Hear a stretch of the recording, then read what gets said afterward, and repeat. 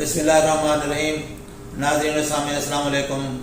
मैं डॉक्टर मंजूर सन मलिक आपसे मुखातिब हूँ। मैं आज आपको आजकल के बरसात के मौसम में क्या हिफाजती तदाबीर की जाएँ कि जिससे अपने आप को और अपनी आँखों को, अपने जिस्म को कैसे महफूज रख सकते हैं और क्या एहतियाती तदाबीर इस मौसम में करें कि ताकि आपको इस मौसम में कोई ऐसी मुसीबत या ऐसी बीमारी या ऐसा कोई प्रॉब्लम ना हो। तो इस सिलसिले में सबसे पहले तो आंखों की हिफाजत है, क्योंकि इस बारिश की वजह से जब बारिश का पानी सूखता है तो डस्ट पैदा होती है। डस्ट में मिले जुले जरासीम होते हैं, क्योंकि इसमें गटर का पानी भी मिक्स हो जाता है, दूसरी आलूदगियाँ भी इसमें मिक्स हो जाती हैं। तो ये डस्ट आम डस्ट नहीं होती है, इसमें काफ़ी आलूदगी भी शामिल होती है। इसलिए आँखों की इन्फेक्शन, आँखों की एलर्जी का काफ़ी इम्कान होता है। अपनी आँखों को सन ग्लासेस लगाकर महफूज रखें और बार बार आँखों को धोते रहें। अगर आप मोटरसाइकिल पर सफ़र करते हैं या काम करते हैं, जाना आना होता है, तो हेलमेट का इस्तेमाल ज़रूर करें। और इस तरह आप और जैसे भी आप घर वापस आते हैं तो आप अपनी आँखों को ठंडे पानी से धोएं और साफ़ रखें। इसके अलावा यह है कि आजकल जैसे छतें ख़राब हो जाती हैं और पानी टपकता है, तो ज़ाहिर जो मालिक मकान है या मज़दूर के ऊपर भेजेंगे आप, तो छतों की हिफाजत के लिए उसके अंदर चूँकि दरारें आ जाती हैं और वो क्रैक होकर फिर पानी टपकने लग जाता है, तो उसकी देखभाल भी करनी होती है। तो वहाँ पर आमतौर पर बिजली की तारों के गुच्छे पड़े होते हैं, बिजली की तारें फैली होती हैं छत के ऊपर, तो उनका ख्याल करें कि पानी मौजूद होता है, छत गीली होती है, बिजली की तारें अगर खुदा न खास्ता कहीं नंगी है तो उस करंट आ सकता है। अगर पानी है तो वो करंट फिर आप किसी को लग भी सकता है। तो इस चीज़ का ध्यान करें, तारों से बचें। और छतों की हिफाजत करनी है, उसके ऊपर कूड़ा, गंद, पत्ते वगैरह वो आप कोशिश करें कि जब छत खुश्क हो तो वो उसको साफ़ कर लें, क्योंकि वही वजह बनता है पानी को ठहरने की।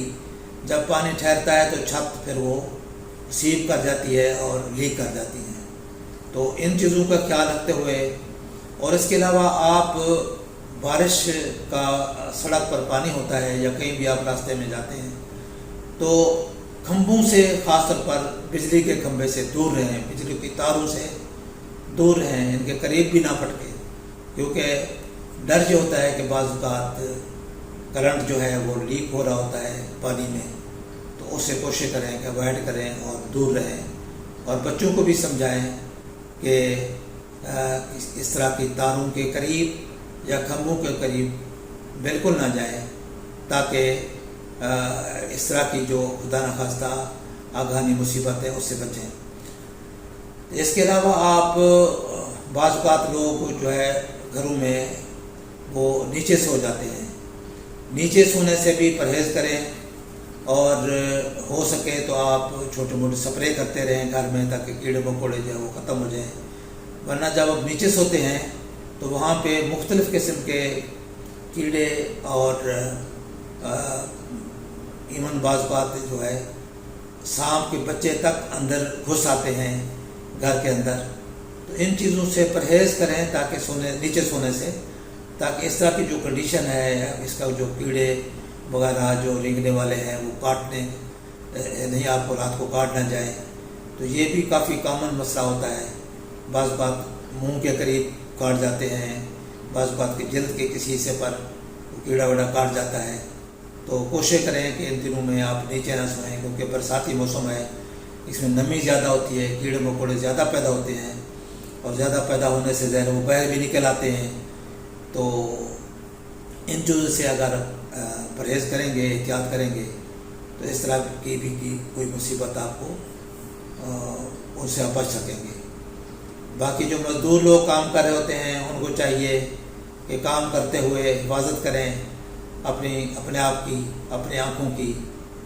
ग्लासेस का इस्तेमाल ज़रूर करें। प्रोटेक्टिव चीज़ें जो हैं, मसलन ग्लव्स वगैरह हैं या ऐसी चीज़ें हैं, वो ज़रूर इस्तेमाल करें, ताकि एक तो ये करंट का मसला होता है, कहीं से कोई सीपेज लीकेज ना हो, اس کے علاوہ جنرلی بھی آپ اگر اپنے گلوز استعمال کرتے ہیں تو اس سے کافی ساری چیزیں جو آپ کو ڈائریکٹ آپ کو چوٹ لگنے سے بچا سکتی ہیں، انفیکشن سے بچا سکتی ہیں، تو اس طریقے سے بھی آپ کافی چیزوں سے محفوظ رہ سکتے ہیں۔